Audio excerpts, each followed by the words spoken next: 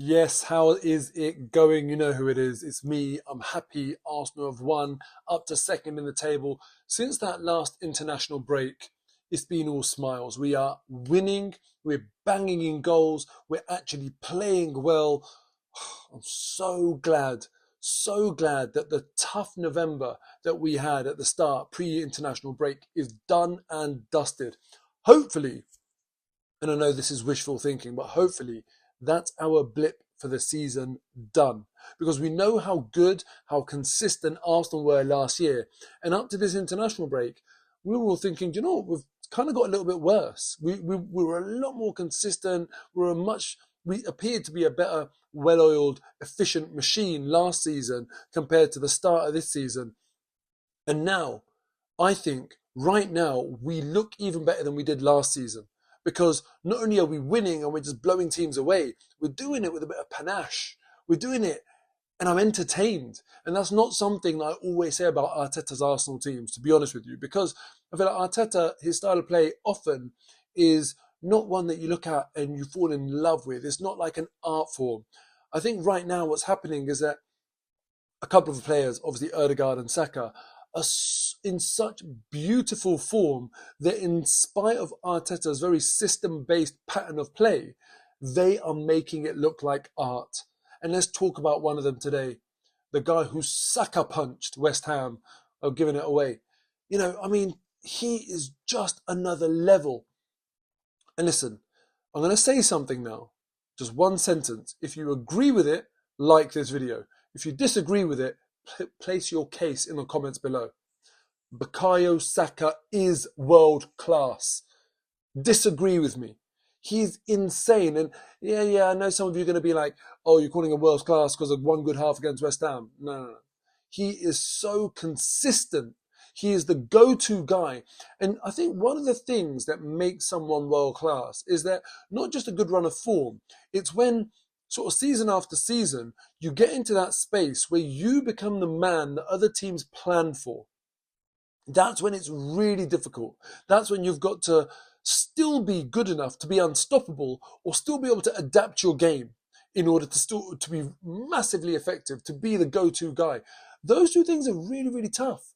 Is to be unstoppable. That's a big ask, and the intelligence it requires to be able to adapt your game and play in a way that even though people have got a plan for you, they'll double up on you, they'll triple up on you, whatever they might do, you still manage to impact games. Do you think West Ham, when they were preparing for this game, wouldn't come up for a plan for Saka? Wouldn't come up for a plan for Erdegaard, for example? But they just cannot stop them. Saka, 3 assists and scored the goal. The kid is just another level. And, I think sometimes people feel a bit nervous saying, oh, he's world class, or because they kind of feel like, they might get a bit of stick for it, whatever. Listen, say it now with full confidence. Often, if a player goes for like £80 million and, he's Spanish or whatever, it's easier for people to make that claim. He is world class. He cost us nothing. He came from Hale End, but he is just world class. Just embrace it, say it, hit that like button to tell me you agree with me. I love watching this kid play. And on top of that, the humility that this kid has got. Let's draw a comparison. Another player that I think is unbelievably talented, Jude Bellingham.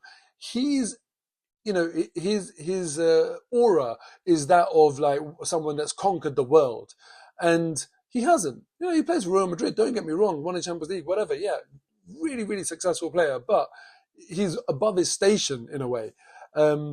Such as his branding and marketing. Bukayo Saka just keeps it real.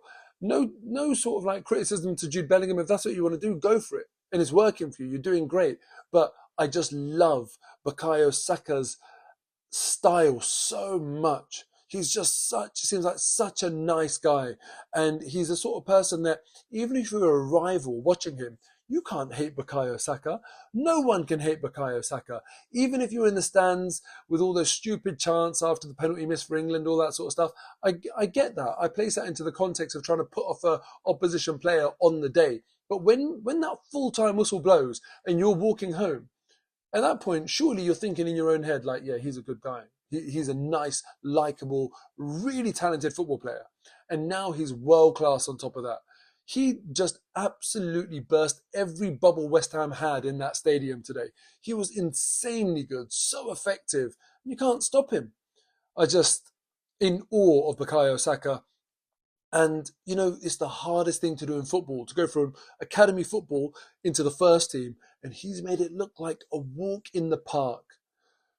Another player I want to talk about is Gabriel, because this guy is such a threat. And, sometimes it comes down to style of play. There's some areas of football where someone's got to sort of vocalize it for you to be like, yeah, I've actually never noticed that, but it's true.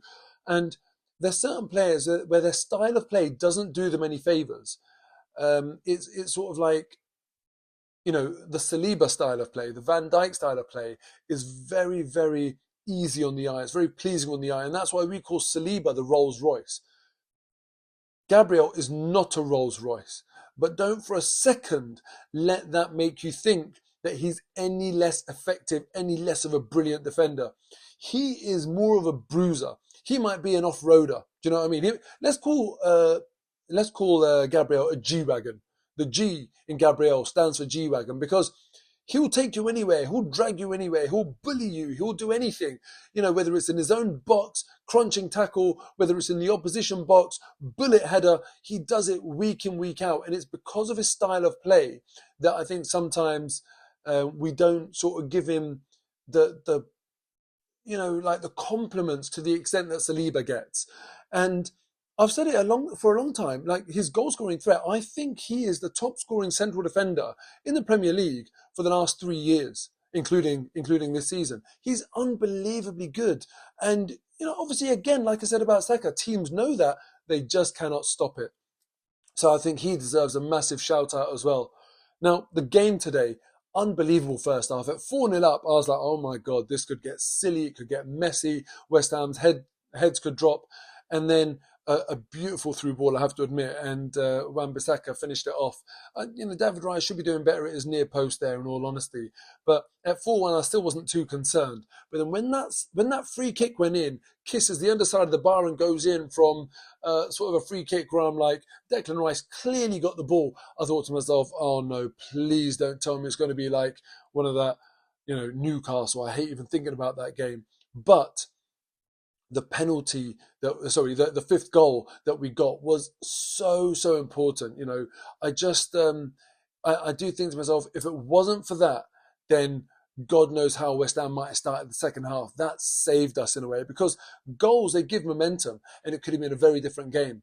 But the one thing that I wanted to see at half time, genuinely what I was hoping for, I said to myself, what I want and what I think is a good test of a manager is if this second half is 0-0. If you can make that happen, then that shows you know how to get control of games. And that's what he did. He just absolutely put the game to bed. Every action we took a bit longer with to tick that time away, but we got the balance right. So we're not going to get accused of the dark arts. But that was the dark arts perfected today in the sense of slowing the game down. We didn't take risks. The right substitutions. I thought Arteta did it brilliantly to see the risk in the game and nullify that risk. I thought it was absolutely brilliant. So well done to Mikel Arteta as well. Massive game, Liverpool-Man City. Let me know who you want to win. What result do you want from that game? Do you want to draw? Are you still so fearful of Man City that you'd rather Liverpool win? Or are you thinking, no, even though Man City would go ahead of us, rather they win tomorrow and so we can peg back some points against Liverpool? Let me know what you're thinking. I personally would go for a Man City win. I know that might even sort of like kick them back into form, but we need to close the gap on Liverpool. So that's what I'm going for. Let me know what you'd go for in the comments below. Much love. Second in the table as it stands, and we look good with it. Take care. See you next time.